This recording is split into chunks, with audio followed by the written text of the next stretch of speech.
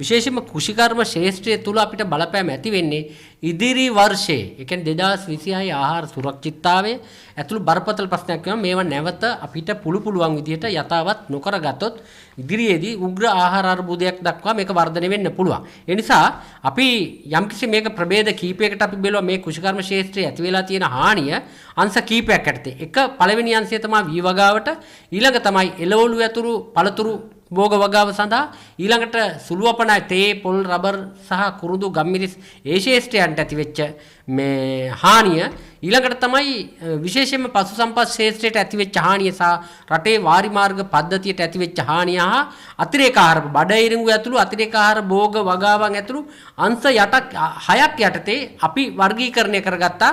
කොහොමද මේ හානිය මේ ඇතිවෙච්ච තත්ත්වය අයහපත් කාලගුණික තත්ත්වයන් මොන ආකාරයකින් මේ අංශවලට බලපෑමද කියලා. විශේෂයෙන් වැඩිම හානියක් වෙලා තියෙන්නේ වී වගාවට. වී වගාවේ දිස්ත්‍රික් විදියට ගත්තාම මඩකලපු දිස්ත්‍රික්කයට වැඩිම හානියක් වෙලා තියෙනවා. ඊළඟට කුරුණෑගල දිස්ත්‍රික්කේ පොළොන්නරුව ඒ වාදී දිස්ත්‍රික්කවලට අපි දිස්ත්‍රික් විදියට ගත්තාම අපිට ලැබිලා තියෙන වාර්තා අනුවට ජාතික ගෝජන එකමුතුවේට ලැබිලා තියෙන අපි එකතු කරපු දත්ත අනුව වී අස්වැන්න සඳහා ඇති අවශ්‍ය වෙලා තියෙන සමස්ත හානිය තමයි පූර්ණ හානිය සාමාන්‍යයෙන් වෙලා තියෙන ප්‍රමාණය වී වගාව සම්බන්ධයෙන් අර්ධ හානි වෙලා තියෙන හෙක්ටයාර 1,68,000ක් වගේ ප්‍රමාණයක් දල වශයෙන් ඒක අක්කර විදියට ගත්තාම අක්කර 4,20,000ක් ඒක අර්ධ හානි විදියට. ඒක නැවත යථාවත් කරන්න පුළුවන්. ඒක ඒතකොට පූර්ණ වගාහානි මුළු මනින්ම දැනට ලැබිලා තියෙන තත්ත්වය අනුව දත්ත අනුව පූර්ණ හානි වෙලා තියෙනවා හෙක්ටයාර 1,01,250ක්. ඒ කියන්නේ අක්කර 2,53,125ක්. ඒ කියන්නේ සමස්ත වශයෙන් හානිය පූර්ණ හානි අර්ධ හානි ගත්තාම අක්කර 6,70,000කට ආසන්න ප්‍රමාණයකට අර්ධ හානි හා පූර්ව හානි වී වගාව සම්බන්ධයෙන් දැඩි බලපෑමක් ඇතිලා තිනවා.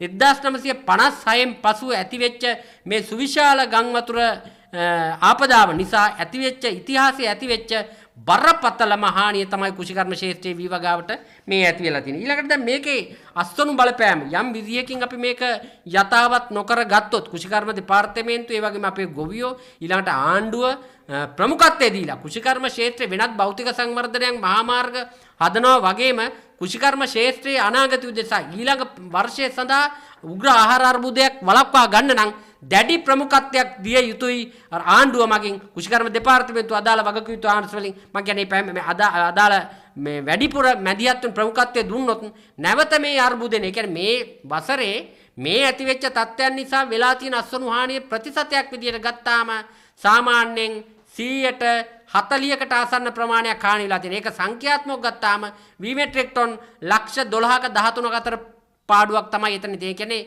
සාමාන්‍ය විදියට ගත්තාම මේවර අපේක්ෂිත අස්වැන්න වී මෙට්‍රික් ටොන් ලක්ෂ 28ක් අතර ප්‍රමාණයක්.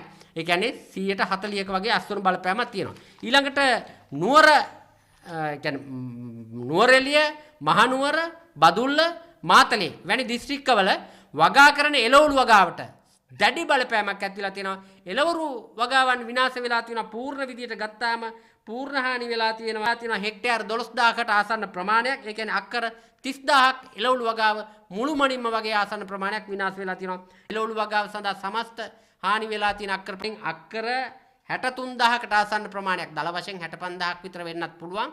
ඒ ප්‍රමාණයෙන් හානි වෙලා තියෙන එක දැන් අපේ ජාතික එළවලු අවශ්‍යතාවය එළවලු මෙට්‍රික් ටොන් 2220ක් 2200ක් 2300ක් අතර ප්‍රමාණයක් තමයි අපේ එළවලු ජාතික අවස්ථාවේ කැරට් වේවා අනිත් ඒවා උඩ රටද පහත රටද වියලි කලාපිය එළවලු ගත්තාම ජාතික අවශ්‍යතාවයේ 2024ට අනුව 2025 දත්ත තාම නැහැ.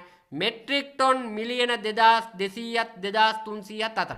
එතකොට මේ හෙක්ටයාර් ගාන විනාශ වීම තුල මම කියන්නේ එළවලු වගා විනාශ තුල 120ක වගේ දැඩි බලපෑමක් තියෙනවා. හැබැයි එළවලු වගාවටත් අපි කියන්නේ අදාළ බලධාරීන්ට ආණ්ඩුවට ඒ ප්‍රමුඛත්වය දෙන්න. මොකද අපිට වී වගාවට විතරක් ප්‍රමුඛත්වය දීලා බෑ. ඊට සමගාමීව එළවලු වගාවට උඩරට එළවලු වගාව තමයි වැඩිපුරම විනාශ වෙලා තියෙන්නේ. උඩරට එළවලු වගාව ඒ වගේ දේවල් වලට වැඩිපුර හානි වෙලා තියෙනවා. ඒ නිසා ඒකටත් ප්‍රමුඛත්වය දීලා මේවා නැවත යථාවත් කරන්න කටයුතු කරන්න ඕනේ. විශේෂයෙන්ම කෘෂි රක්ෂණ මණ්ඩලයෙන් පහුගිය දවස්වල කියලා තිබුණා නිර්ණායකයක් කියලා තිබුණා මේ පාර අස්වනු හානිය සඳහා දෙන භෝග වර්ග 6ක් සම්බන්ධයෙන්. වී වගාව ඊළඟට බඩේරුඟු ඇතුළු සෝයා බෝංචි මිරිස් බීලූණු අර්තාපල් ඔන්න ඔය කියන ටිකට තමයි හම්බෙන්නේ. හැබැයි මේ වර්ෂයේදී දැන් බීලුණු වගා කරන්නේ නැහැ යල් මාස් කන්නේ. බීලුණු වගා කරන්නේ නැහැ. හැබැයි අර්ථාපල් වගා කරනවා.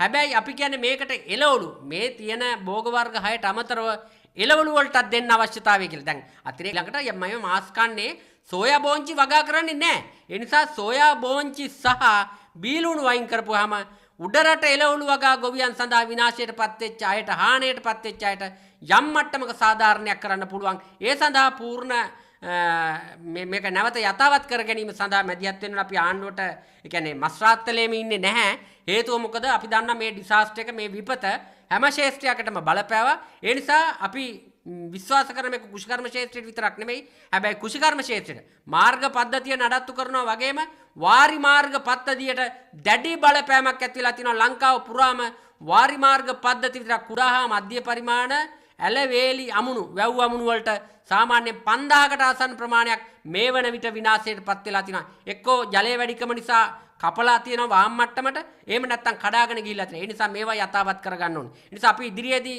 ජාතික ගොවිජන එකමුතුව මේ විදිහට මැදිහත් වෙන්න සූදානම්. මේ ගම් වතුර නිසා කඩාගෙන ගියපු සහ විනාශයටපත් වෙච්ච ගම් 100ක වැව් 100ක් ගොඩනගන වැඩපිළිවෙලක් අපිත් ක්‍රියාත්මක කරනවා. මොකද මේක තනිව ආණ්ඩුවකට සහ කුෂිකර්ම ශේත්‍රයට විතරක් කරන්න පුළුවන් එකක් නෙවෙයි. ඉතින් අපි බලාපොරොත්තු වෙනවා මේ වෙලාවේ මේ විපතෙන් රට මුදවා ගන්න කුෂිකර්ම ශේත්‍රය නැවත යලි ස්ථාපනය කරන්න මේ ප්‍රතිසංස්කරණ කටයුතු කරන්න අපිට දෙන්න පුළුවන් උපරිම දායකත්වය දෙන්න.